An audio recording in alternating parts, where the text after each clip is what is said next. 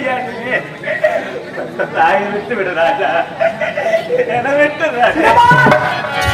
பாதத்தை காட்டி வேதத்தை போட்டு விட்டால் பணிந்து விடுவான் பரசுராமன் என்று பகல் கனவு காண்பான். சண்டாளியே, சண்டாளியா காட்டிய கணவனுக்கு துரோகத்தை அளித்தவளுக்கு பெயர் சண்டாளிதான். தாயே, கற்பு என்பது கண்ணாடி போன்றது. அது ஒரு முறை கீழே தவறி விழுந்து உடைந்தாலும் அதை மீண்டும் ஒன்று சேர்க்க முடியாது என்ற காரணத்தினால்தான் இக்குளத்தில் உதித்த ஒவ்வொரு பெண்களும் கண்ணாடியின் கரங்களில் வளையலாக கற்பின் தன்மையை மனதில் தெரிந்து வாழ்ந்துகிறார். ஆனால் நீ எப்போது தந்தைக்கு துரோகத்தை வைத்தாய்?